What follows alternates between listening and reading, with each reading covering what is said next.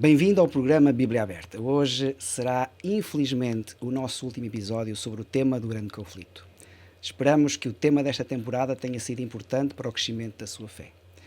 Como sabe, pode acompanhar-nos através do canal 186 da MEL, no YouTube da Novo Tempo Portugal ou ainda na rádio Clube de Sintra em 91.2 FM da Grande Lisboa.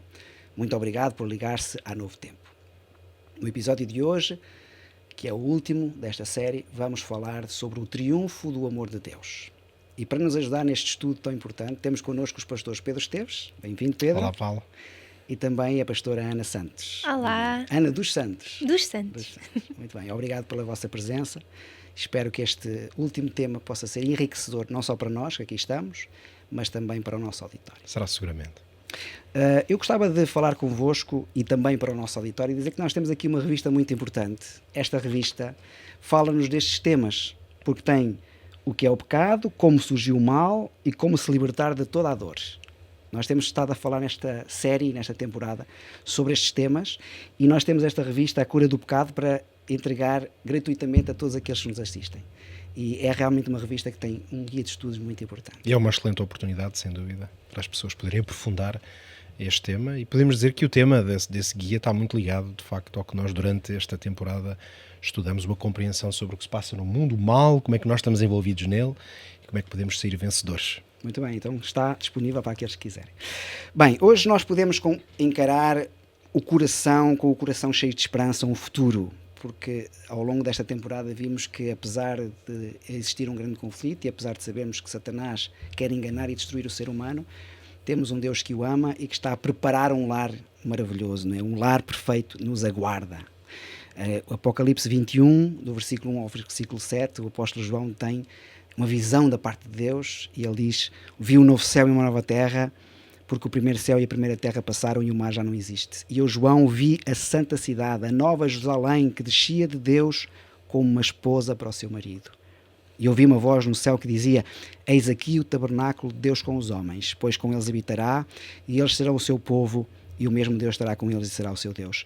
E Deus limpará dos seus olhos toda a lágrima, e não haverá mais morte, nem pranto, nem clamor, nem dor, porque as primeiras coisas passaram. E aquele que estava assentado sobre o trono disse-me: eis que faço novas todas as coisas. E disse-me mais: escreve, João, porque estas palavras são verdadeiras e fiéis. Eu sou o Alfa e o Ômega, o princípio e o fim.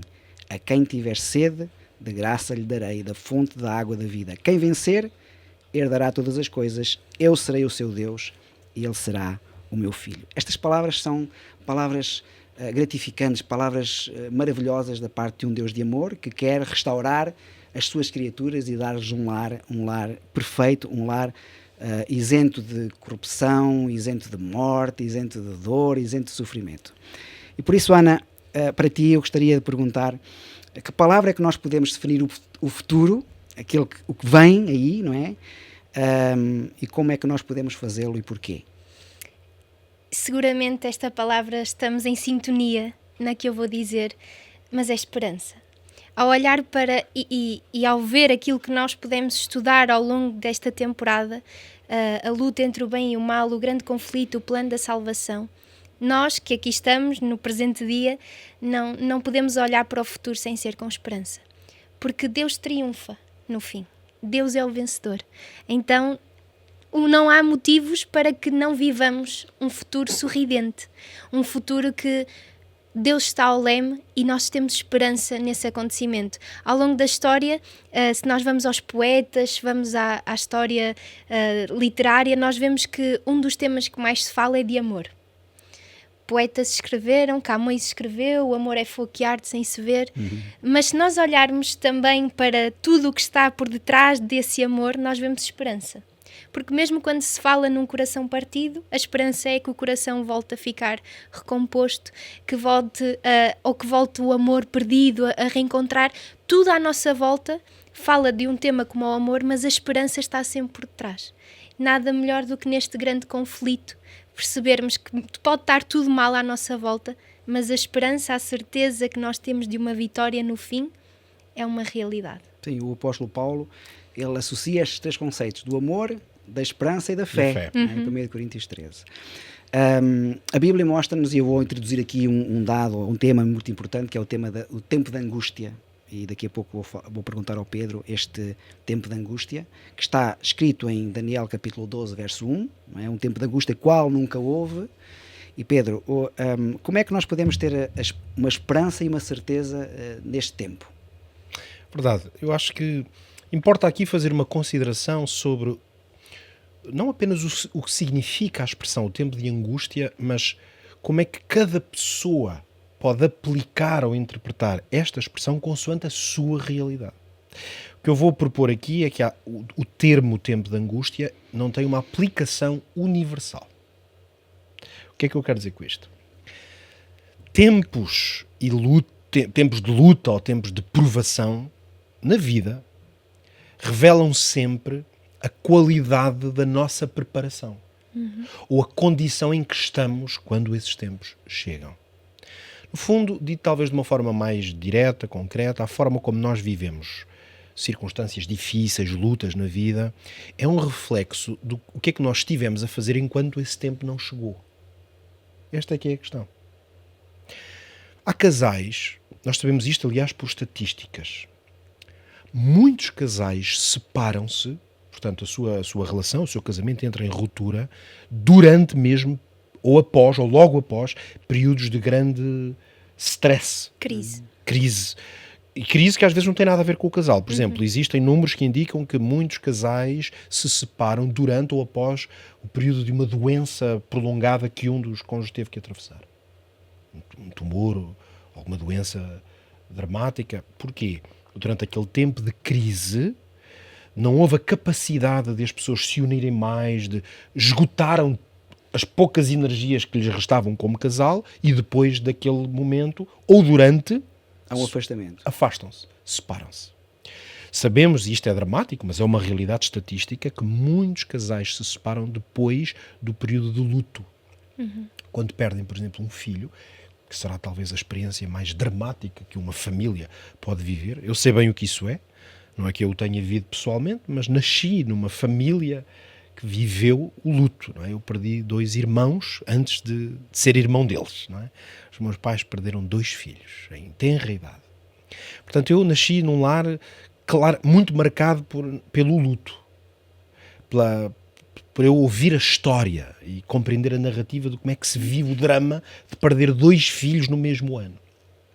Muitos casais que atravessam este tipo de drama separam-se durante esse período ou após o luto. Não conseguem encontrar mais nenhuma razão para ficarem juntos porque aquilo que os unia esgotou-se muitas vezes. Porquê é que eu estou a falar disto? Porque outros casais ficam unidos como nunca quando atravessam momentos de dificuldade. Esta semana mesmo que estamos a gravar, eu li a história de um jovem casal nos Estados Unidos que de um momento para o outro, eles tinham acabado de casar, e de um momento para o outro, eu disse mal a história, eles eram noivos, não tinham casado, e a jovem foi afetada com uma doença, já não sei exatamente qual, que começou a atrofiar os músculos, especialmente nas pernas. Portanto, ela continuou para cima da cintura, a ter uma vivência normal, e perdeu completamente a locomoção nas pernas.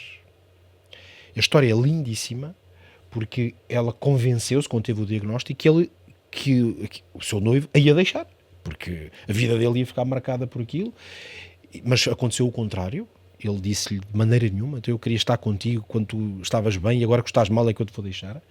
E então eles casaram, tiveram 2 filhos, vi várias fotos deles, portanto os filhos hoje são adultos, hoje pelo menos quando eu li a história, nem sei a situação deles hoje, não sei se já foi há muito tempo ou não, mas não era muito antigo, as fotos eram relativamente recentes. Uma história lindíssima, de um casal que passa por uma tribulação terrível que afetou completamente a sua vida e que se uniram no tempo de angústia. Mesmo se a estatística as estatísticas dizem que muitos, lá está, no tempo de angústia, separam-se. Então, isto para mim serve como uma ilustração da tal ideia de que a experiência do tempo de angústia, mesmo no contexto bíblico, que é no fundo um tempo profético, escatológico, ou seja, um tempo que tem a ver com uma experiência singular que acontecerá num momento curto e mesmo final da história desta terra. A questão a que eu me quero debruçar aqui é, ok, mas qual é a experiência daqueles que vão viver esse tempo de angústia? E o ponto então é este, agora, partindo destes exemplos que dei, voltando um pouco à Bíblia. A expressão dia de angústia representa na Bíblia, com muita frequência, a experiência dos que vão viver esses tempos como tempos de angústia. O que não quer dizer que seja a experiência de todas as pessoas. Vou tentar provar isto biblicamente. Apocalipse, capítulo 6, versículo 16. É, aliás, uma expressão dramática quase, que diz que acontecerá num certo momento que algumas pessoas vão utilizar, vou só ler esta parte da expressão para não dar todo o contexto da história do texto aqui, mas que um conjunto de pessoas vão dizer aos montes e aos rochedos: caí sobre nós e escondei-nos da face daquele que está sentado sobre o trono e da ira do Cordeiro. Repara que quem afirma que estes são tempos de ira, quem pede destruição são estas pessoas. O que é que isto nos diz?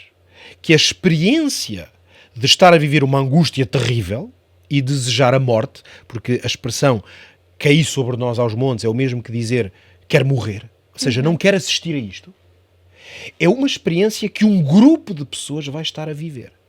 Podemos dizer que elas estão a viver uma angústia terrível. Mesmo a expressão ira do Cordeiro é uma expressão extremamente curiosa. Porque são duas palavras completamente contrárias. Em princípio, ninguém colocaria a expressão Cordeiro e ira na mesma frase ou para se referir à mesma pessoa ou mesmo ser. Porque Cordeiro... O Cordeiro representa a mansidão. A ideia do Cordeiro, claro que Cordeiro já sabemos que é uma atribuição, uma linguagem metafórica para falar de Cristo, claro. Jesus é o Cordeiro de Deus.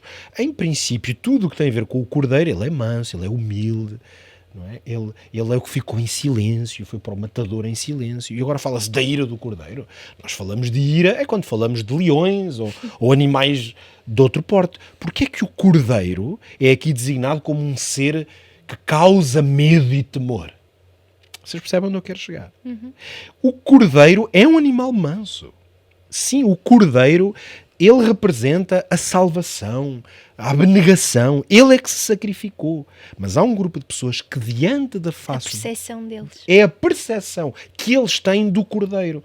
Por isso a frase é muito relevante, porque não continua a designá-lo por Cordeiro. Porque não há outro. Não se lhe pode dar outro nome. Então... 2 de Pedro 3, vou dar mais um exemplo, diz: o dia do Senhor virá como o ladrão da noite. Uma expressão conhecida. Aliás, o próprio Jesus, Mateus 24, ou em Lucas 23, ele refere-se à ideia de que o pai de família, se soubesse quando vem o ladrão da noite, isto para falar, é uma metáfora, uma parábola que ele falou, que ele contou para falar da sua própria vinda. Agora a pergunta que coloco é: mas Jesus vem como um ladrão? Jesus é um ladrão. Jesus pode ser comparado a um ladrão. Porque um ladrão vem fazer o quê? Vem fazer mal? Vem roubar? Vem trazer destruição? O ladrão, ninguém está à espera dele. Portanto, ninguém sabe o dia em que vem. Então, porquê é que esta metáfora pode ser dita pelos apóstolos ou pelo próprio Jesus? Porque alguns vão entender e experimentar a vinda de Jesus como a experiência de quem recebe um ladrão.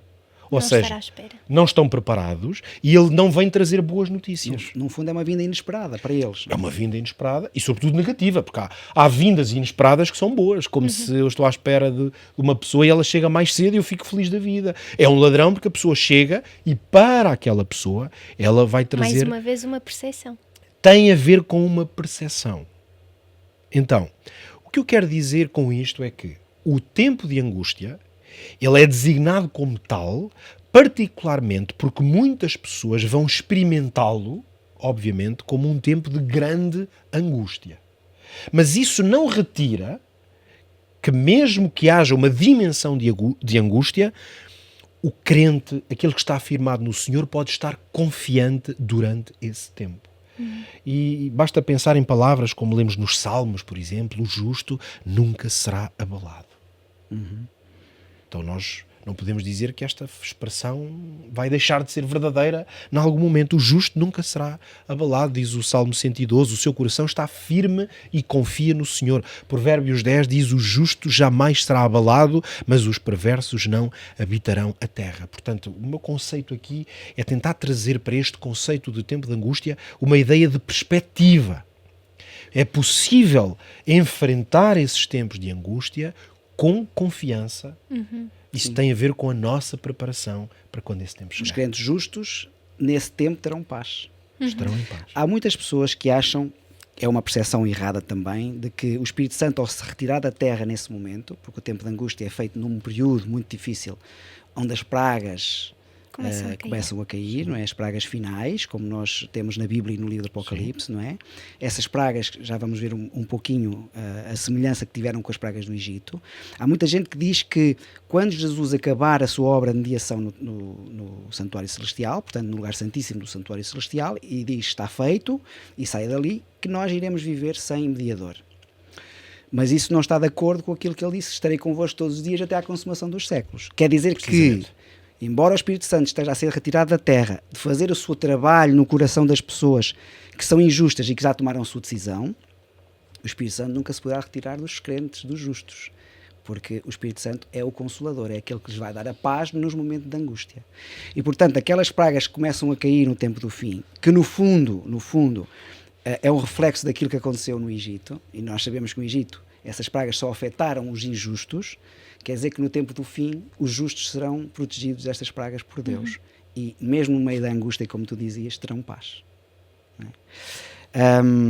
Aliás, Apocalipse 22:11, nós sabemos que aquele que é justo continua justo, aquele que é ímpio continua ímpio, tudo está feito. Jesus saiu, a porta da graça fechou, tudo está feito, e então nesse momento de angústia, os que foram selados por Deus, esses terão a presença de Deus ao seu lado. Não é? Então, temos a seguir, no fundo da percepção que cada um de nós tem, duas atitudes face ao mesmo acontecimento. Não é? Temos a atitude daqueles que decidiram entregar a sua vida a Deus, e é uma atitude de alegria e de regozijo, porque a Bíblia diz: quando vir estas coisas acontecerem, olhem para o céu, porque a vossa redenção está próxima. E depois temos o dos injustos, aqueles que tomaram uma decisão contrária, que é aquilo que o Pedro dizia, desejam a morte. Desejam a morte, com aquelas pedras que caiam sobre eles, não é? Ana, que diferença é que nós podemos ver nestas duas atitudes? Aqui vamos entrar naquilo que temos vindo a falar e que o Pedro ainda agora abordou, que é a questão da preparação. A preparação que nós temos hoje ditará como nós vamos reagir, atuar, sentir no futuro, quando vier a provação X, Y, quando Jesus estiver para voltar, ou mesmo no nosso dia-a-dia, coisas diárias, como é que vamos enfrentar eu e o meu esposo, como é que nós vamos enfrentar uma doença, como é o caso que o Pedro falou há pouco, se vier sobre nós uma doença, como é que nós vamos, como casal, agir? Essa preparação é feita quando as coisas estão tranquilas, estão bem. A reação tanto dos justos, ou seja, daqueles que aceitaram Jesus na sua vida, como a reação, como o Pedro já falou, daqueles que não aceitaram a Jesus, são coisas opostas. Porque no livro de Isaías, no capítulo 25, no versículo 8 e 9, nós podemos ver que os justos, aqueles que aceitaram a Jesus como o seu Salvador pessoal, ao verem tudo o que está a acontecer, ao perceberem que chegou o grande dia do Senhor, o que é que eles vão ficar? Como é que nós vamos ficar? Alegres. Felizes. Podes ler esse texto, é um texto muito bonito. Diz assim: aniquilará, Isaías 25, versículo 8 e 9, aniquilará a morte para sempre, e enxugará o Senhor Deus as lágrimas de todos os rostos, e tirará o opróbrio do seu povo de toda a terra, porque o Senhor o disse. E naquele dia se dirá: eis que este é o nosso Deus, a quem aguardávamos, e Ele nos salvará. Este é o Senhor, a quem aguardávamos, na sua salvação gozaremos e nos alegraremos. É um texto lindíssimo, e este texto reflete a reação, reflete a atitude e a paz, acima de tudo a paz e a certeza e a segurança que as pessoas que aceitaram a Jesus terão quando Jesus vier, porque é um momento de alegria, é um momento de reencontro. A segunda vinda de Jesus é um momento de reencontro entre nós, porque nós amamos, conhecemos e queremos estar com Jesus e nunca o vimos. Então vai ser um reencontro, porque nós já temos a certeza da sua presença na nossa vida, nós vemos como Deus atua na nossa vida, como Ele está presente, mas nós não o vemos cara a cara. E naquele momento vai ser um momento de alegria, de gozo, como diz o profeta Isaías, porque agora a salvação está aqui. E vamos ver-nos uns aos outros. E vamos ver-nos uns aos outros. Sobretudo aqueles que morreram, aqueles que amamos, que já partiram. Exato. E que estão Vai ser, o evento do planeta Terra. Um dos grandes eventos do planeta Terra, em que o Criador regressa para buscar aqueles que lhe foram fiéis. Agora, obviamente, como dizia o Pedro, quando não há preparação, ou quando não queremos que haja essa preparação, é mais neste sentido. Quando as coisas acontecem, o que vai acontecer com aqueles que não aceitaram a Jesus é desejar a morte. Porque eles não querem estar ali. Então tudo aquilo que eles negaram, tudo aquilo que eles rejeitaram, afinal é real, afinal existe, afinal vem. É um momento de as pedras possível que caiam sobre nós, porque eu não quero estar aqui. É impossível, eu não quero estar aqui. E isso é muito interessante vermos que neste tempo, quando Jesus vier, só existem 2 grupos. Não há 3, nem 4, nem 5, nem 6. Há 2 grupos. Uns que vão ficar felizes, e dentro deste grupo até haverá pessoas que não conheceram a Jesus, e o apóstolo Paulo diz-nos isso na carta aos Romanos, que há pessoas que serviram de lei para si mesmo, ou seja, há pessoas que vão, mas mesmo assim é um momento de felicidade, tipo, o que é que está a acontecer? É um momento de alegria. Há 2 grupos, mas há outro que vai viver esse evento, que para uns é feliz, para outro vai ser um evento bastante dramático. Nós vemos isso naquela experiência, naquela história da viúva de Naim, não é? Em que Jesus foi a Naim e ele estava num cortejo alegre, as pessoas iam cantar, iam louvar a Deus, porque Jesus estava presente. E do outro lado vinha um outro cortejo fúnebre, porque o filho de uma viúva tinha morrido. Os dois opostos. Onde estava Jesus era alegre, o outro onde não estava Jesus era triste. Mas quando Jesus entrou ali e ressuscitou aquele rapaz, os 2 cortejos ficaram alegres, não é? E eu penso que será assim também no fim. Um cortejo alegre e outro cortejo triste, e tudo depende da nossa decisão e da nossa escolha, não é? Falaste aí sobre a vinda de Jesus, e vamos falar um pouquinho sobre isso. João 14, 1-3 é um texto sintomático sobre esta questão, em que Jesus vai dizer: vou preparar-vos um lugar, ou moradas, não é? Moradas nesse lugar que o meu Pai tem para vós, porque este mundo não é o nosso lar. Este mundo é, no fundo, nós estamos aqui de passagem, somos peregrinos e estrangeiros, como a Bíblia nos diz, não é? Por isso o nosso coração não deve ficar turvo. Quer dizer que estamos a caminho do nosso verdadeiro lar. E para o Pedro eu pergunto, como é que será esta vinda, Pedro? Falar da vinda de Jesus no contexto em que estamos aqui, lembremos que estamos a chegar aqui ao final de um período em que estivemos a estudar aqui no programa Bíblia Aberta o tema do grande conflito. E ao passar pelas várias etapas bíblicas, históricas, sobre este grande tema e as suas grandes implicações, nós percebemos que a maravilha deste tema é, por um lado, ajudar-nos a compreender a realidade que nós vivemos, mas, por outro lado, dar-nos uma perspectiva de que o triunfo, por isso dizias há pouco no início, não é? O triunfo de Deus e do seu amor, do seu governo, vai acontecer mesmo. É real. É real. Este é o contexto em que nós estamos aqui a fazer, hoje a terminar esta temporada. É impossível falar do triunfo de Deus sem falar da sua vinda. Porque ela será como que o selo desse triunfo. Sendo certo que ela ainda não é o selo final. Uma vez que nós sabemos que haverá uma última descida a esta terra com Cristo, podíamos dizer a sua terceira vinda, não é? Só que já não, aí não vem sozinho com os anjos, nós estamos incluídos, e aí poderíamos dizer que é a derradeira história, o derradeiro evento. Não é? Às vezes chamamos-lhe o juízo final. Mas ele também nunca aconteceria sem a sua segunda vinda. Por isso essa segunda vinda é o selo. Dali nós já sabemos que não haverá retrocesso possível. Talvez a melhor maneira de considerar, de relembrar, a tua pergunta era um desafio a no fundo, relembrarmos como é que a Bíblia, os profetas, os apóstolos descrevem a segunda vinda, é voltar a fazer este exercício que é de pensarmos em alguns textos. Eu até, se calhar, vou-vos desafiar, se conseguimos aqui nós, de cor, citar alguns textos sobre a vinda de Jesus que são relevantes para nós. Eu creio que o texto que mais me toca, que acho mais extraordinário sobre a vinda de Jesus, é o texto de Jó 19. Porque é uma promessa, Jó revela uma compreensão sobre a vida de Jesus que parece estranha para o tempo tão antigo em que aconteceu, quando nem da ressurreição se falava na Bíblia. Jó 19, 25 e depois até o 27, não é? Porque eu sei que o meu Redentor vive e por fim se levantará sobre a terra. Esta frase é uma maneira poética, bela, inspirada de falar da vinda de Jesus, que é levantar-se sobre a terra.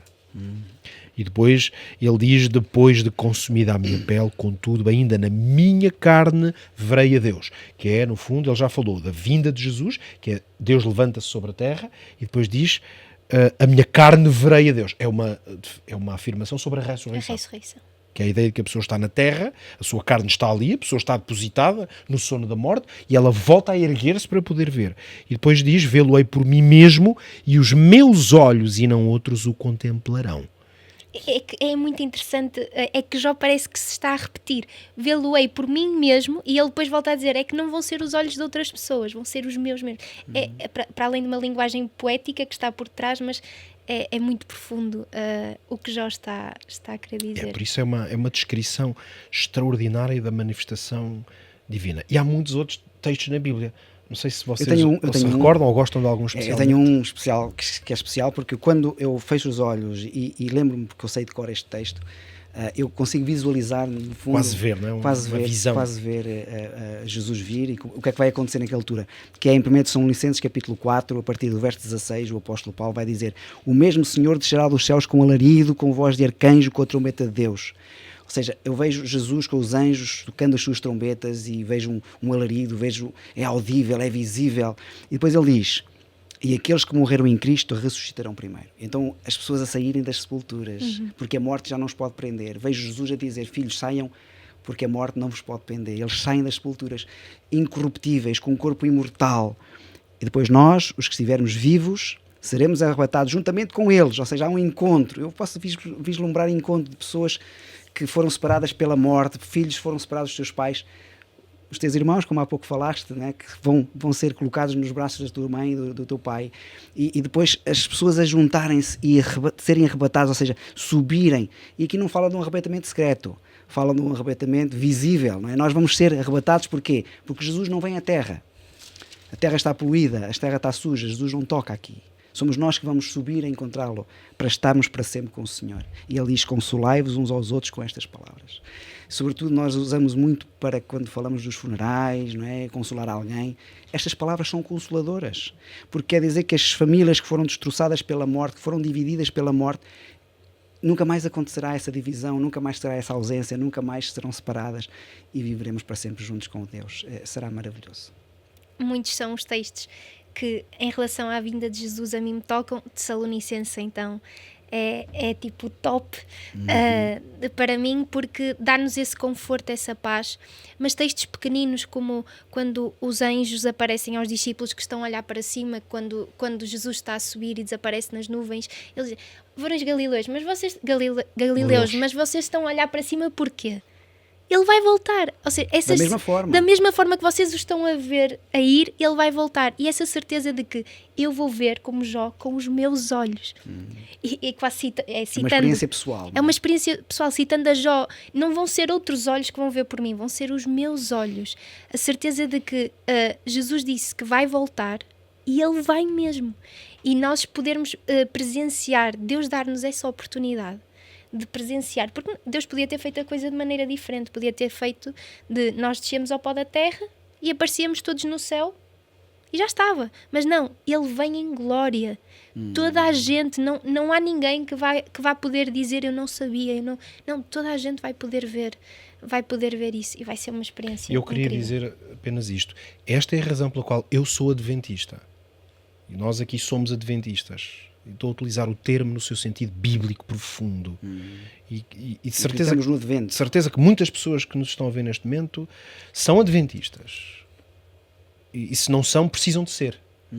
Porque o que nós lemos aqui foram textos bíblicos E os textos repetem incessantemente, de várias formas, com outras nuances, Jesus há de vir. É isso que torna uma pessoa adventista. Por isso Jesus foi o maior, o principal de todos os adventistas. Porque fartou-se de falar da sua própria vinda. E os apóstolos foram adventistas. E os profetas foram adventistas. E os patriarcas foram adventistas.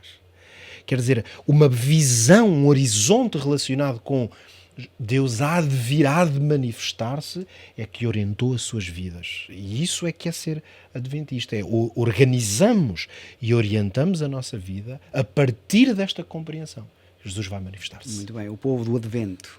Não é? É esse povo. Temos aqui a cura do pecado, é o guia de estudos muito importante, que fala sobre o pecado, fala sobre a morte, fala sobre como nos libertarmos da dor, como surgiu o mal.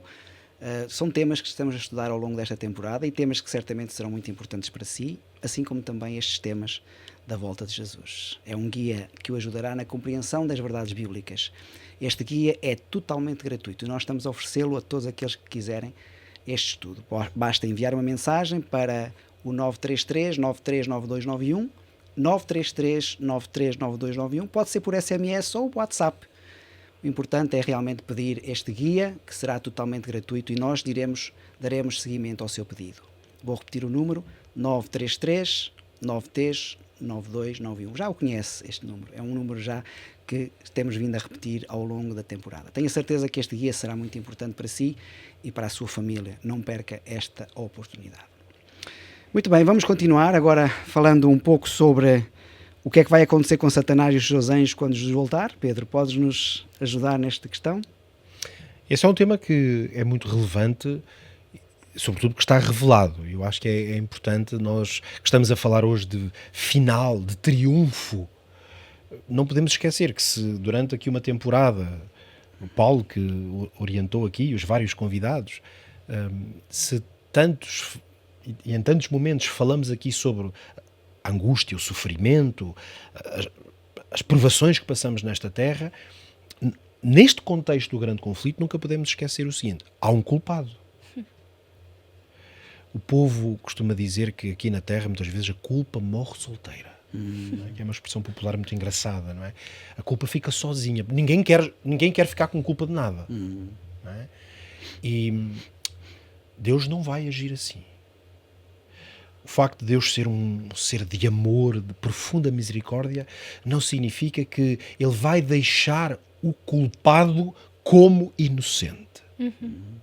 E esta é uma compreensão que nós precisamos de ter quando olhamos para a Bíblia, para não ter uma espécie de terror sobre algumas descrições bíblicas, porque elas tratam-se, se entendermos bem dentro desse contexto, de uma justiça que é pura. Exatamente. Deus é amor e misericórdia, mas também Deus é justo. Profundamente justo. E há pureza na justiça de Cristo. Há a honra.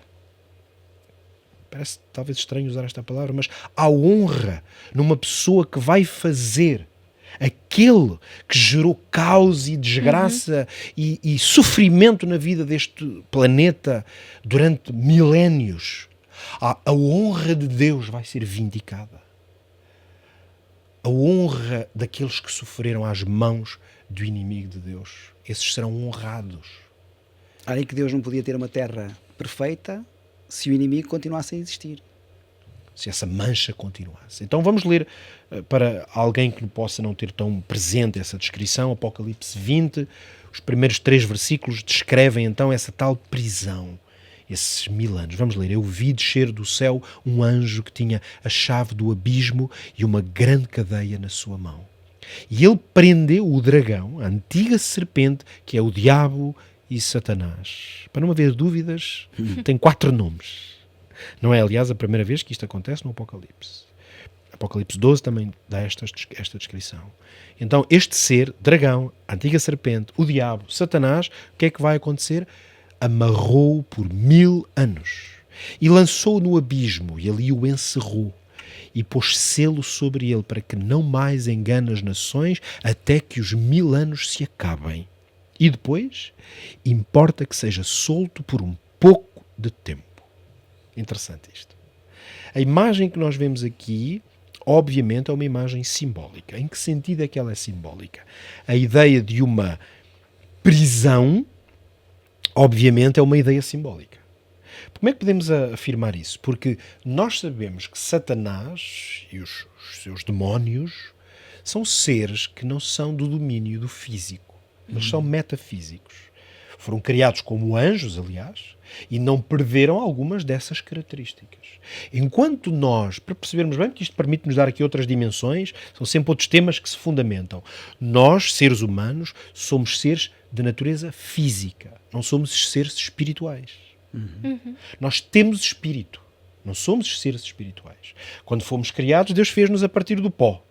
E diz que soprou o fôlego da vida. O Espírito é essa vida que Deus O Espírito é essa vida que nos foi concedida. É um sopro, é um fôlego, uma centelha de vida que no início foi dada nesse sopro divino. E nós fomos feitos, então, almas viventes. Lá está. Nós somos almas, sim. Não temos, mas somos. Somos almas. Aqui neste momento somos 3 almas.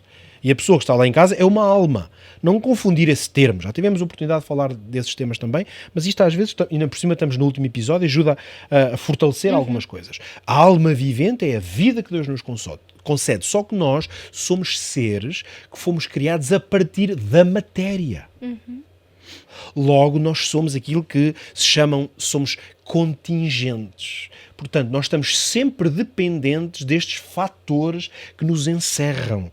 Fisicamente, podemos dizer que é tempo e espaço. E isto é muito interessante. Nós estamos dentro destes vetores que são tempo e espaço. E nós somos matéria. Portanto, toda a realidade do universo, como nós a conhecemos, nós estamos dentro dessa realidade concreta. Tempo, espaço, matéria. Os seres de natureza celestial, espiritual que Deus criou, estão noutra dimensão. Nem a nós nos é possível entender verdadeiramente quais são estas dimensões. Mas se nós entendemos o que são as 3 dimensões, eles no fundo estão noutras, numa 4ª ou 5ª dimensão. É-nos difícil de entender isto, mas basicamente eles não dependem da matéria e não são contingentes ao espaço e ao tempo. Por isso é que circulam e estão presentes na vida, na tentação, fazendo o mal, hoje, de diversas formas. Embora eles tiveram um início e terão um fim. Terão um fim, portanto não são eternos. Têm uma natureza espiritual ou sobrenatural. Logo, porque é que eu fiz este resumo aqui? Para dizer que a prisão de Satanás não o podemos entender numa lógica humana, literal, de que Deus fez ali uma prisãozinha, não é? Com paredes, fechou umas portas e ele está lá dentro e não consegue sair dali. Porque isso não corresponde à natureza deste ser. Como é que podemos então entender esta expressão de que ele fica amarrado? Satanás vai ficar durante 1000 anos confinado a esta terra. Mas o que é que se passa nesta terra durante esse período? Já falámos aqui da parte maravilhosa. Subimos aos céus, como lemos há pouco em Tessalonicenses. Logo, os salvos, os remidos, aqueles que Deus veio buscar, partiram todos. Todos os outros seres humanos estão mortos. Porque ou já estavam mortos e não foram ressuscitados, ou obviamente, diante daquela glória divina, simplesmente eles são destruídos. Muitos deles, acontece o que tu disseste, pedirão às pedras para cair sobre eles. Portanto, e no fundo isso acontecerá, e não importa se é com pedras ou não, é uma destruição, é a morte. Logo, Satanás, como não será destruído nesse momento, o que é que acontece? Eles ficam presos, aprisionados na realidade de ficarem confrontados. E aqui há algo de profundo nisto. Satanás e toda a sua hoste ficam confrontados durante esse tempo com o quê? Com o vazio do seu propósito. Com o caos que eles o criaram. nada. O nada. Aquele nada que no princípio Deus interrompeu quando chegou a esta terra, que era um nada, um abismo sem forma e vazia, e a presença criadora de Deus, a sua palavra que traz ordem, beleza, estrutura, vida a tudo, como Deus levou desta terra toda essa ordem que ele organizou e estruturou, o que é que resta? Caos. Nada. A terra fica sem forma e vazia. Fica despovoada, desolada.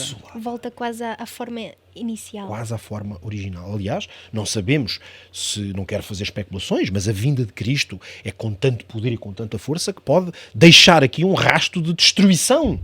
Não é a destruição final, mas os elementos que nós conhecemos aqui podem ficar destruturados. Então nós vamos encontrar o diabo, Satanás, com essa experiência de estar aqui no nada, no vazio. E, portanto, esse abismo no qual Satanás vai ficar, na realidade, Que foi ele que o criou. ele é que é o autor desse abismo. Ele vai ficar confrontado com um facto que é muito importante, que por um lado ele tem essa consciência, mas que também todo o universo, que é o que acontecerá aos salvos, aos remidos, enquanto estarão nesse período. Já falaremos talvez até mais disso, mas é a confrontação com o facto de que o plano diabólico é um plano que estava condenado desde o início à destruição, porque é um plano que era mentiroso. E hoje, todos os apelos que Satanás continua a fazer, e que muitos deles são engodos, parecem coisas boas, interessantes, talvez até prazerosas, são engodos. O final deles é prisão.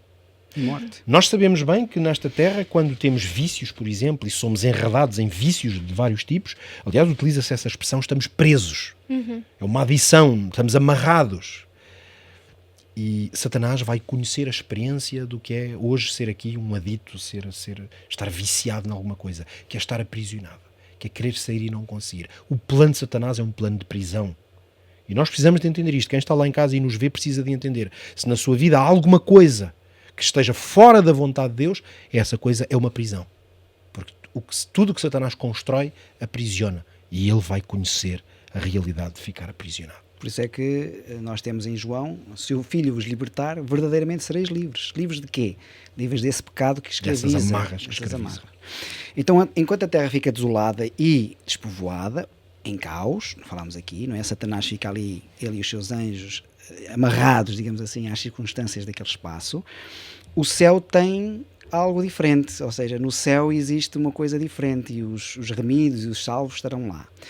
Sabemos que o juízo de Deus tem 3 fases, falamos muito sobre isto, não é? A fase do juízo investigativo, depois confirmativo ou milenar e depois executivo, não é?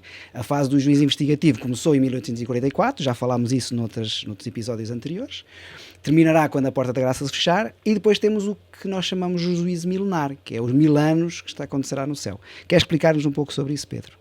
Sim, este juízo, no fundo, implica o quê? Que o ser humano terá a oportunidade, os remidos, a oportunidade de, com Deus, encontrar a explicação, por um lado, mas também lógica, estrutura, para compreender como o juízo de Deus e os seus planos foram perfeitos. Estes 1000 anos servirão, portanto, para que o caráter de Deus seja vindicado. E que a dúvida que pudesse existir de será que Deus foi realmente justo no seu juízo, essa dúvida nunca vai chegar a existir, porque Deus já desde do princípio diz: vocês podem ver como é que foi o juízo, vocês podem perceber porque é que vocês estão aqui, porque é que outros não estão. E isso mostra a atitude de Deus face a esta questão do juízo, que é uma atitude clean, uma atitude clara. Ele não quer deixar espaço para dúvidas, porque a dúvida, duvidar, o pai da dúvida é Satanás, a dúvida pertence a Satanás, e ele não quer que haja a possibilidade de que o pecado alguma vez mais volte a existir.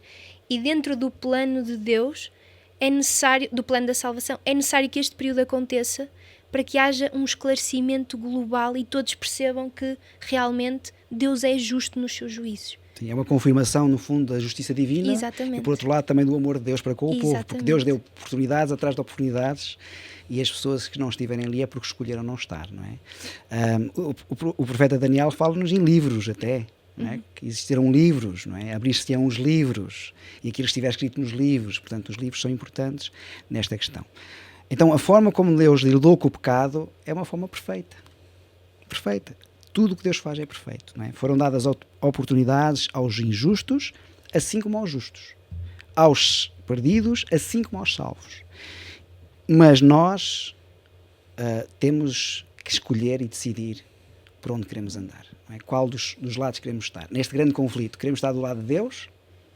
Ou, por outro lado, queremos estar do lado do inimigo de Deus, não é? Os salvos poderão entender plenamente, então, as decisões de Deus, não é? E depois do milénio, o que é que vai acontecer? Os ímpios serão ressuscitados, nós sabemos, não é? A Bíblia nos diz, no livro de Apocalipse, capítulo 20, versículo 7 a 9, não é? Acabando-se os 1000 anos, Satanás será solto da sua prisão, Porquê? Porque os ímpios que estavam mortos ressuscitam nesse momento, não é? Infelizmente ressuscitam da mesma forma como morreram, que é em rebeldia para com Deus.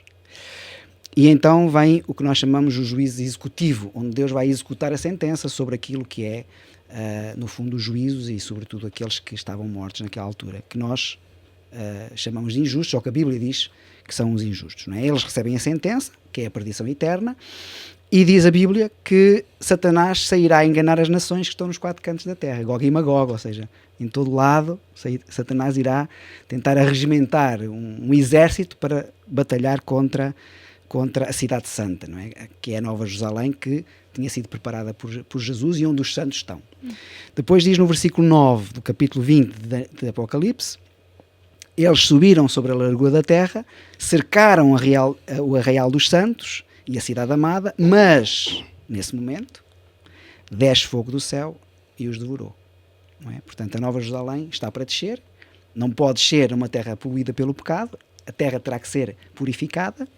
Deus quer salvar todos, incluindo aqueles que são pecadores ou os injustos, mas Deus tem que, no fundo, erradicar o pecado deste mundo.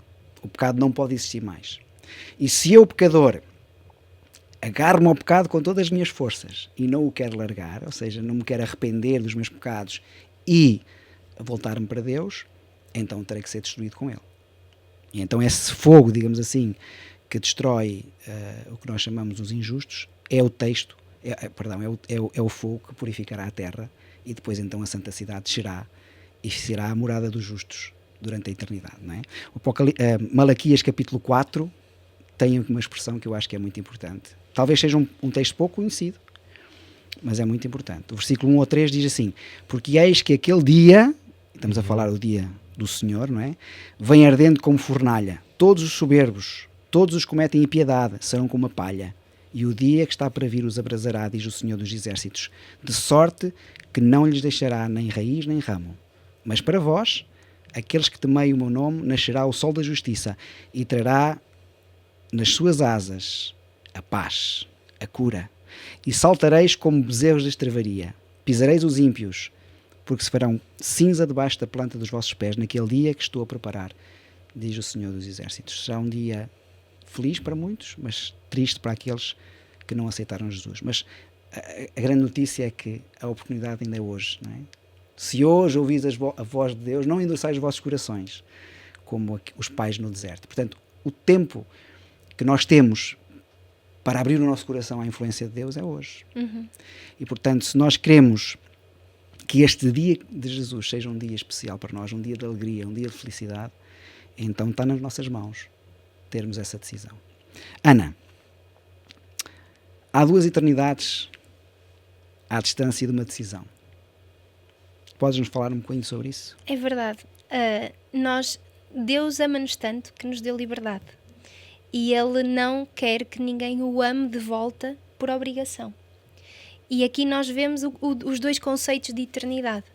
Porque aqueles que amam a Deus de volta, porque Deus ama a todos, mas aqueles que devolvem, que amam, que querem estar com Ele, vão ter o privilégio, como diz Jesus em João 14, de viver uma eternidade ao lado dEle. De estar com Ele para sempre, para que onde Ele estiver, nós também possamos estar. Mas depois há o outro lado da moeda, que é aqueles, como o pastor dizia ainda há pouco, que não aceitaram, os injustos, aqueles que, os ímpios, como diz também o livro do Apocalipse, aqueles que negaram, rejeitam, que não querem saber, não querem estar. Não é que Deus não queira. Não é que Deus quer. Deus quer que todos se salvem. Esse é o grande. Por isso é que Pedro vai dizer isso mesmo. Não retarda ao Senhor a sua promessa, senão que é paciente para que todos se salvem. Mas nós vemos que a paciência, a graça de Deus também tem limite. E Deus tem que extinguir o pecado. E quando isso acontece, aqueles que simplesmente rejeitaram a graça, Deus vai ter que pôr fim. E aqui vem o tal outro lado da moeda, que é a outra eternidade. Que é o que nós comumente conhecemos como o inferno. O que é que vai acontecer? Esse fogo destruidor que abrasará o ímpio e purificará a terra. mas haverá, pode criar, e se calhar a quem nos vê lá em casa pode criar aquela ideia de, mas será que em algum lugarzinho na Terra ou num espaço do universo existirá um espacinho para que aqueles que não aceitaram Jesus e Satanás vão arder eternamente pelos séculos dos séculos? Inclusive nós encontramos esta expressão no livro do Apocalipse: o fogo consumirá pelos séculos dos séculos. Para além de que o livro do Apocalipse, como falámos noutros estudos da Bíblia Aberta durante esta temporada, é um livro que tem códigos e nós temos que interpretá-los, saber interpretá-los. Nós entendemos que a questão do inferno vai muito mais além do que aquilo que nós podemos imaginar, mas é muito simples para nós também compreendermos. Deus tem que pôr fim ao pecado, como o pastor dizia. Deus tem que pôr fim. E no pôr fim usará o enxofre, o queimar, como destruição final de Satanás, dos seus anjos e de todos aqueles que não aceitaram o sacrifício de Jesus. Mas se nós o virmos, e até eu sei que lá em casa podem não gostar muito disto, mas se nós fôssemos às palavrinhas originais do texto grego do Novo Testamento e se pudéssemos ver que a questão do eterno não está conectada a um período eterno, de tempo eterno, mas está conectada a algo de finalizar, de fim, nós veríamos, por exemplo, em Judas, na carta de Judas, que Judas vai dizer também que Sodoma e Gomorra estão a arder num fogo eterno. Mas nós, se formos hoje em dia a Sodoma e a Gomorra, nós não vemos lá um incêndio eterno. Pelo contrário, nós vemos que a questão aqui tem a ver com fim, final. Ou seja, não é tanto a duração, mas as consequências. Os resultados é que serão eternos. Exatamente. E as consequências para aqueles que negaram a Jesus, que não quiseram saber deles, para o pecado, a consequência final para o pecado é a morte eterna. É a eternidade de não existir, de deixar de existir. Em Naum 9, eu gosto muito desta passagem, é uma passagem muito pouco conhecida, mas muito sintomática desta questão de que Deus terá que erradicar o mal, porque a nova terra não pode ter o mal. O grande problema de Adão e Eva foi quando permitiram que o pecado entrasse, porque o pecado trouxe tudo o que é mau, trouxe o medo, trouxe a morte, trouxe tudo aquilo que nós temos ainda hoje a proliferar pelo mundo, as doenças, tudo aconteceu devido à entrada do pecado logo no início. Portanto, Deus não pode permitir que o mal exista na nova terra, porque tudo é perfeito lá. Nunca, se o mal existisse, ou se existisse um espaçozinho chamámos o inferno, ou esse tormento eterno, se houvesse esse espaçozinho por toda a eternidade, então quando Deus diz não haverá mais morte, ou não haverá mais clamor, não haverá mais sofrimento, isso não podia existir. Porque se tivesse alguém a arder, o sofrimento existiria. E, portanto, isso será erradicado. Agora, Naum 1:9 diz assim: que pensais vós contra o Senhor? Ele mesmo vos consumirá de todo, o mal não se levantará segunda vez. Isto para mim é delicioso. Quer dizer que na eternidade que nós teremos, não vai haver mais mal. Quer dizer que o problema que Adão e Eva tiveram, nós não o vamos ter, porque Deus vai erradicar o mal para sempre. Não é? Então, estamos muito a terminar mesmo, estamos só com alguns segundos, mas ainda há tempo para vocês deixarem uma mensagem final, não só final deste episódio, mas final de toda a temporada, para aqueles que estão a assistir lá em casa. Quem é que começa? Eu posso começar. Muito bem, então Ana. Eu acho que a mensagem final, ao termos estudado o tema que estudámos ao longo desta temporada, o grande conflito, eu não podia deixar passar sem me recordar de quando João, que escreveu o livro do Apocalipse e percebeu tudo o que ia acontecer no futuro, ele chega ao fim das suas visões e ele diz: ora vem, Senhor Jesus. Porque a reação de Jesus é dizer: eu venho em breve. E João, a atitude é: vem já. Então, a minha reflexão para esta temporada é mesmo que nós possamos ter esta certeza de que Jesus vem. Que nós vivemos num grande conflito entre o bem e o mal, mas o bem sai vitorioso no fim. Amém. Então a nossa esperança, a nossa certeza é: se nós estivermos conectados a Cristo todos os dias da nossa vida, apesar das dificuldades do dia-a-dia, apesar do sofrimento na história grande do planeta, do universo, nós podemos ter a vitória certa em Jesus. Amém. E assim como João, quando nos momentos maus nós ouvirmos Jesus dizer: eu venho em breve, eu estou contigo, nós possamos também dizer: vem já, Senhor, eu estou aqui, estou a preparar-me, vem já. E então a reflexão que eu quero deixar é que as pessoas tenham essa esperança e essa confiança de que Jesus vem em breve. Independentemente das coisas más, nós devemos de manter a nossa confiança nele. Muito bem, obrigado, Ana, por essa reflexão. Pedro, queres deixar-nos umas últimas palavras? Sim.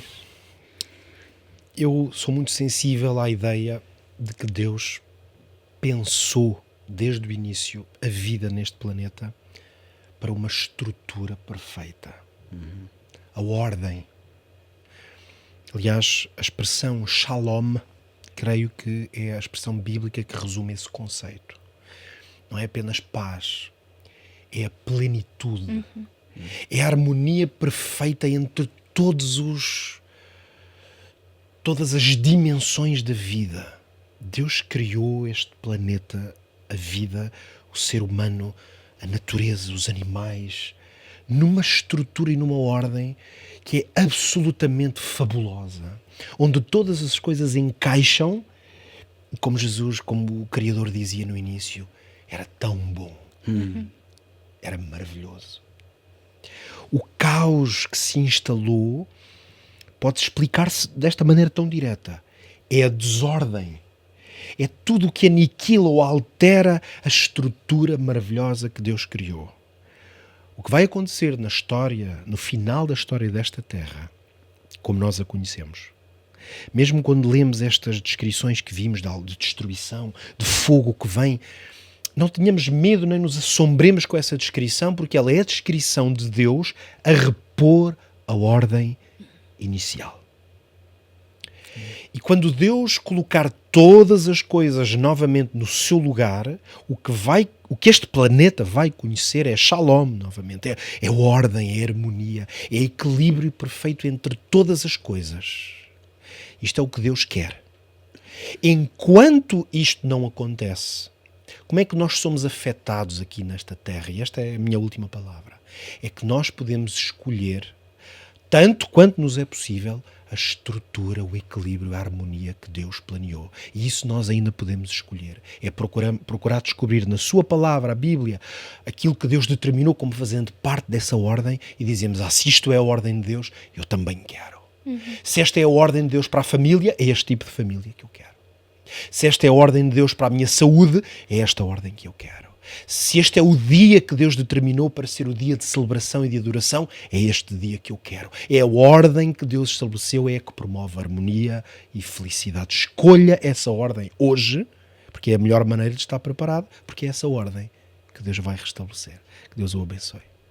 Obrigado, amigos. Foi tão bom, não só este episódio, mas toda a temporada. Foi tão bom estar convosco e estar também com o querido auditório. O grande conflito terminou, o pecado já não existe, um sentimento de harmonia existe agora no coração dos filhos de Deus, na nova terra que Deus está a preparar.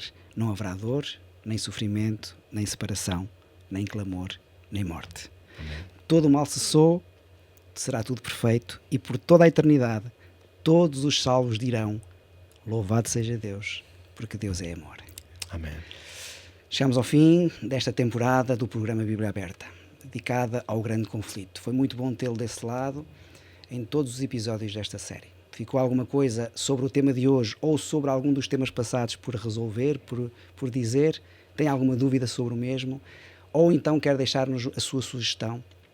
Faça-o por mensagem ou através de um telefonema. Contacte-nos através do número 933 939291. É um número muito fácil de memorizar, você já conhece, 933 939291, e os nossos instrutores bíblicos estarão aqui para o ajudar. Que o nosso bom Deus o abençoe a si e à sua família. E já sabe, continue sempre com a sua Bíblia aberta. Um grande abraço.